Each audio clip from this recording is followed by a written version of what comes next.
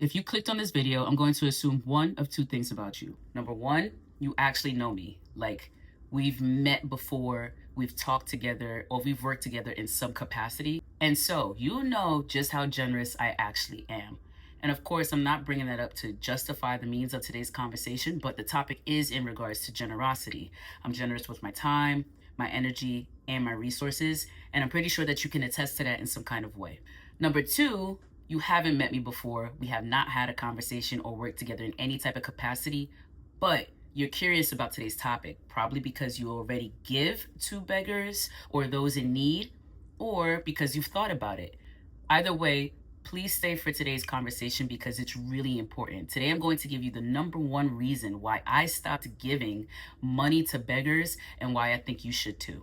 But first, I want to preface this conversation by saying you can do whatever you want. I am not suggesting that this is something that you need to do, but I am giving you a suggestion of what you can do instead of just giving money to those in need, especially beggars that's out on the street. And I do want to also preface this conversation by saying I have also volunteered my time and resources to those in need, specifically to my street brothers and sisters. That's what I call them. I stopped calling homeless people homeless because we don't actually know that they're without homes. A lot of the times they actually do have shelter, but prefer to stay on the streets during the day. Sometimes the streets is actually safer than shelters in some cities. And sometimes we just don't know someone's situation, especially if we haven't talked to them. Furthermore, I wanted to feel more connected to these people. I think sometimes when we look at people and decide that they're homeless or that they're without, that's also how we treat them. But when we call people our brothers and our sisters, we actually feel more connected to them, so we can find situations in which we can relate, like times that we felt like we were without or we were experiencing lack and scarcity, and quite simply we needed help from others. Also, I believe in divine oneness, that we all come from one source, and that's God. That's what I prefer to call source. And so that is how I tend to treat my neighbors as much as I can. I am always looking from the eyes of relation. It doesn't mean that we have to share the same blood. We're sharing this lifetime together, and that's more than enough for me to see you as my brother and my sister. I also like to add that I've been generous with my resources. I have spent ample time and resources in giving to my street brothers and sisters, specifically during the pandemic and the lockdown. I have ordered meals. I have gathered resources such as toothbrush, toothpaste, underwear, like socks, and more, and packaged them and have gone out into the streets to hand them out. I have also collected and gathered clothes on my own behalf from friends and family and more in order to give to street brothers and sisters. I have had an amazing experience for myself in doing this kind of work, and this was solo work. This was work that I literally got on my bike with a backpack and did on my own. However, of course, we're always co-creating together, and I couldn't not have done it without my friends and family who have allocated some of their resources so that I was able to give. And there's been plenty of times where I have given in monetary form, meaning I have given money directly to my street brothers and sisters for whatever it was that they needed. While this is the case, I want to talk today about why I stopped giving money in particular. And so I'm going to start with a little story. I grew up Christian Catholic, so I grew up in a church. While I'm no longer religious or claim any specific denomination, I still heavily follow the parables in the Bible. I think it's a great book, and I also think all of the principles does apply to life. And when you apply them, they actually work out for you. That's my personal experience. And at the time when I was going to church, I remember that my pastor would say, make sure that you give to the needy. Okay, needy being street brothers and sisters, those who beg on the streets. And he also mentioned that when you do give, don't think about what they're going to do with the money. Just give and know that you've done your part. And so I tried this. I applied this to my own life. And what I found was that sometimes I'd give and that'd be perfectly fine. And other times I'd give and I'd know what my street brother and sister was doing with the money. There was this one time that I'm thinking of specifically where my street brother asked me for $2. I gave him $2 and he immediately went into the deli and walked out with a can of beer very early in the morning. That triggered me. I had an issue with that. So that made me rethink about what my pastor said about not worrying about what my street brother did with those resources. I mean, I could have reinvested those $2 into something that can create more impact in the world than for him buying his beer at 9 a.m. in the morning and feeding his addiction. Now, while this conversation is not about calling anyone out for what they have going on in their life, I am specifically bringing this up to emphasize my triggers, what that meant for me in being able to experience that with them. There was another time where I gave $1 and my street brother went into the deli and he walked out with what's called a Lucy. A Lucy here in New York is going to be a loose cigarette out of the box because they're not paying $14, $15 for a whole carton, but they can walk into a store and come out with a single cigarette for $1. And I also was triggered by that as well. I'd rather keep my own money and reinvest it into something that's going to create value for someone or for myself. And I had to really let go of this narrative that that is not selfish. It just makes sense because we are here to create. And that's the very thing that brought me to this realization, this epiphany that I had.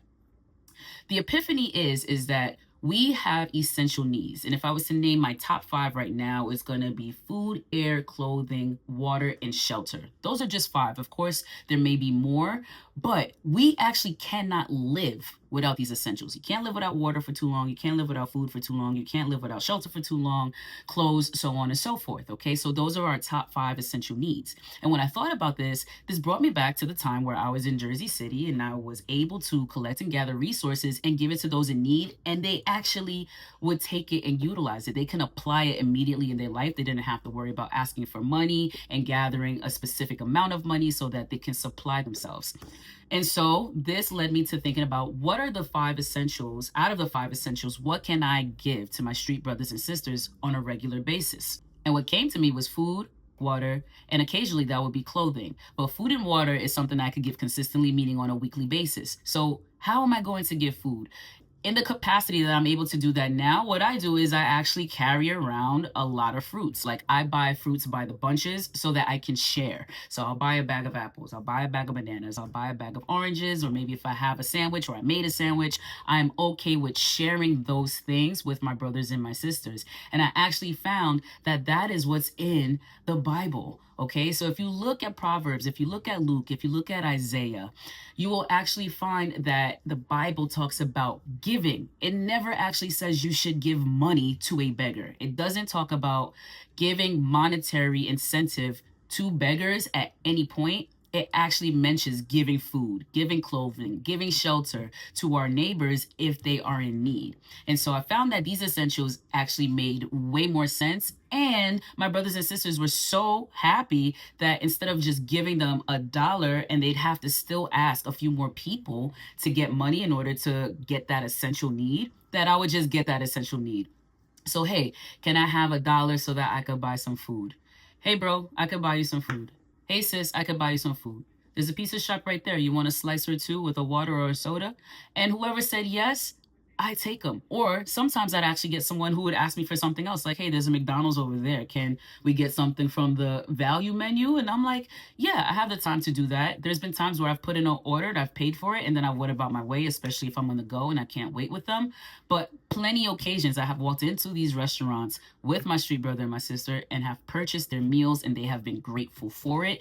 And I've noticed that I'm still able to fulfill that generosity, that generous bone that we have in our body.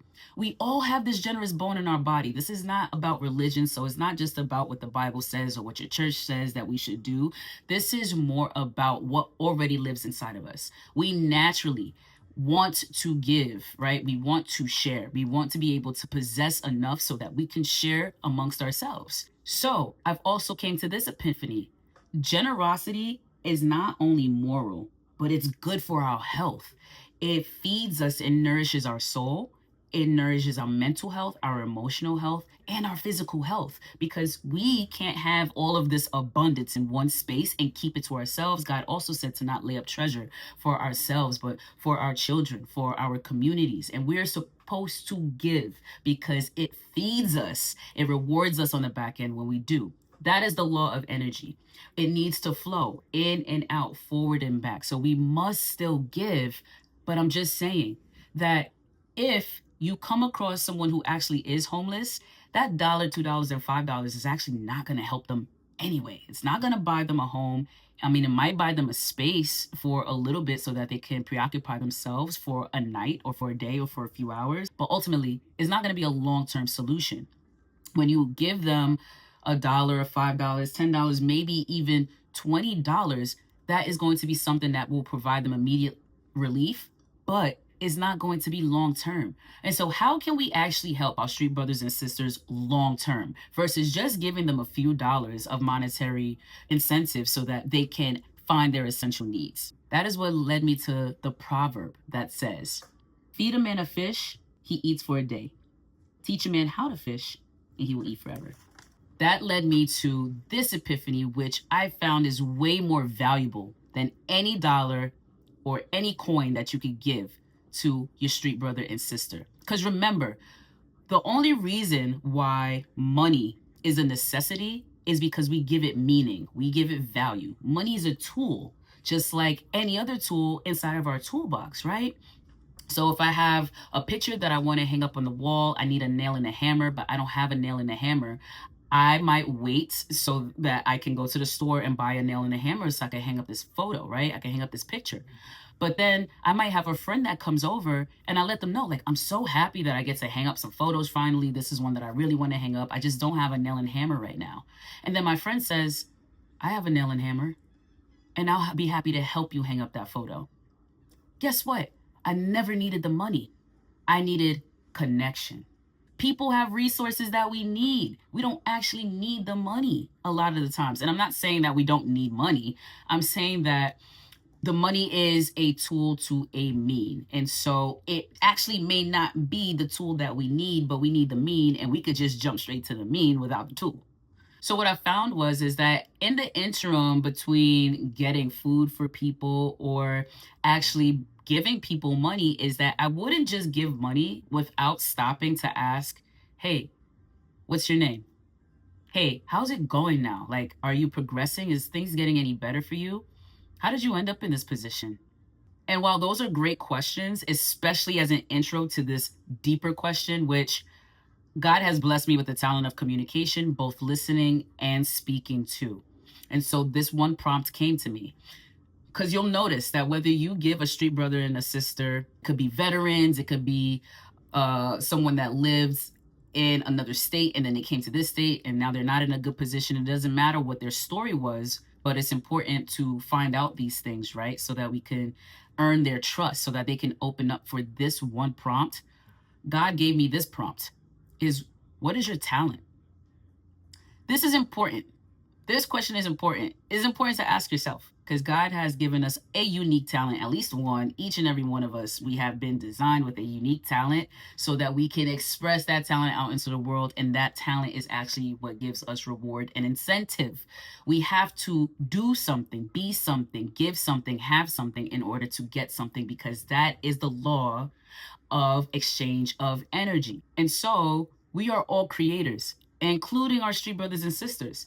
And if they're without, it's because they're focused on lack of scarcity and they're not using the talents that God gave them, because God gave us talents to create. And if we create value, then we pay for the value. If I need a chair to sit on and I don't have one, but you make chairs and I see that you made a good chair, I will pay you for that chair because I need and you have.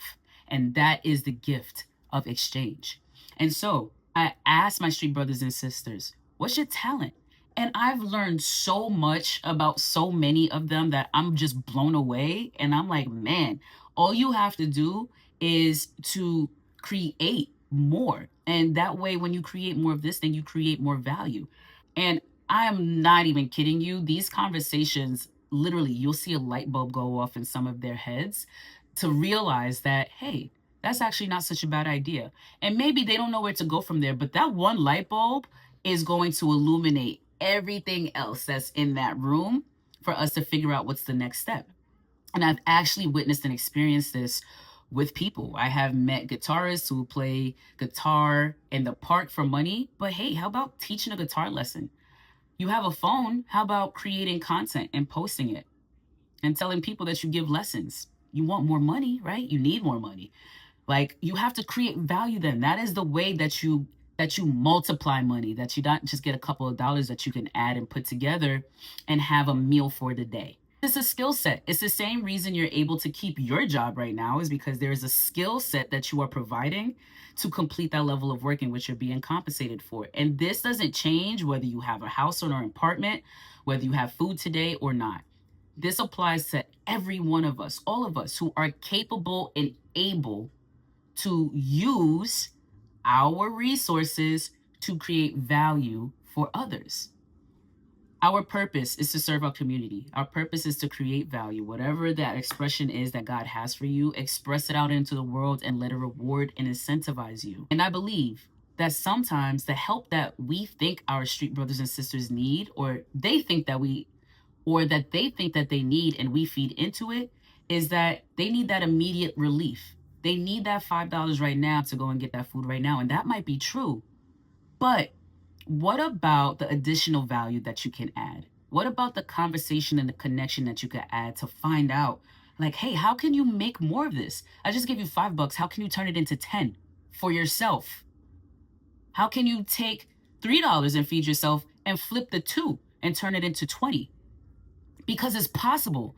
Money multiplies, just like you put one seed in the ground and it produces a tree that produces multiple fruit. God said, be fruitful and multiply. He's talking to every one of us. And so I believe that our street brothers and sisters actually gets more value out of human connection than they do from just $1. And so I'm saying that we can give essentials, we could give connection, and furthermore, we could give hope by having more conversations, especially if these people are capable of having deep conversations with you, especially if you're willing to work on effective communication for yourself, right? How can you get to the depths of their situation that can help them out of that current situation and into the new one to which they're prosperous and they're just as generous as you? So I'm not telling you not to give money. I'm telling you to give more than just money. I'll close this out with this story. One time I was having breakfast in a restaurant and a guy walked in with a brown paper bag and a can inside of the paper bag. If you live in New York, you already know what that means. You're not allowed to drink alcohol in the street without it being disclosed in a paper bag or a plastic bag. And so he comes in with a paper bag. It's 10 a.m. in the morning and I'm just like, wow, he's already having liquor. Okay, that's his thing. And we make eye contact and he says good morning, and he asked if he could sit at my table. Now, my ego wanted to say no, but my gut said yes. And I always follow my gut. And so I told him yes, he could sit at my table. He came and sat with me. And he seemingly had the intentions of flirting with me. Very shortly in the conversation, I felt a rush of words flow through me that weren't my own. I knew that this guy needed something more than just my kindness in the moment, or maybe my apathy, because I mean, it's pretty annoying when you're eating breakfast and and this is what, then you're not interested in a person and this is what's happening. What I quickly noticed is that this person not only needed an essential connection, but they needed hope. How did I discover this? Through doing exactly what I just told you. I asked them what their name was, and I found out that both their first and that last name were biblical names. And one of those biblical names literally means to add value. Drop a comment down below if you know what name I'm talking about. But this name literally means add value. That's what I've just been talking about this whole conversation. And so I wondered, like, what do you do for work? And he currently doesn't work. And he's a functioning alcoholic. And furthermore, I learned why he was. And when we talked more about what his names meant and what his potential was here in the world, I could literally see his pupils dilating in his eyes. And it was no longer because I was the most beautiful thing to him in that moment, but because life was. I can see all of the possibilities unfolding in his mind just because we were having a deep conversation. By the end of that convo, he shook my hand and literally told me he is so happy he walked into the restaurant this morning because he received more than he thought he'd ever receive that morning coming into that space. We were meant to meet that morning. We were meant to connect in that way. And he was meant to receive that kind of value that unfolded in his mind for that moment. Now, do I know this man's story from after that moment and what happened beyond that point? No. However, I did see him again very shortly. I was going to work and I was crossing the street getting ready to hop on my bus. And we so happened to make eye contact again. I saw him and he was in the streets, but he recognized me and he joyously ran over to me. Even while I was crossing the street, he crossed with me because he had to say good morning to me. When we crossed the street, he had to tell me that ever since that conversation, I have changed something within him. And I feel like sunshine to him when he sees me now. And then he immediately started singing a song about sunshine. I don't even know the song, y'all, but it was beautiful. It was a beautiful moment. And I was on the phone. I was on a FaceTime with a friend. So I have a witness to this. And it was just like, wow, you really brighten up people's lives. And it's like, we all have the potential to do that. We all have the potential to do that within ourselves, is to understand why we're here. We are here to create value. And we are to do that very thing until it pays us back tenfold, which it always does, and it always will. It's a true testament, tried and true, but you would only know that truth if you were to apply it into your own life. So again, I say to you, I wanted to be very clear about the title that I created for this video because it is not about me telling you what to do. I'm just telling you that there's so much more that you can give than just this $1, $5, 10, even $20. If that's what you wanted to do, don't let that just be the only thing. Guess what? You're going to find that same street bro assist in that same position the next week asking you for more. And you're going to think that they're asking you for more money, which you're noticing is not helping them out of that current situation. So that's their pattern, is that they just stay there and continue to ask. They're not asking for more money. They're asking for more connection. They're asking for more hope. They're asking for more value. So give those essential needs to your street brothers and sisters on top of that $1, $5, and $10. And with that, my friends, that's all I have for you today. I hope you've been blessed by this word, and I'll see you in the next one. Peace.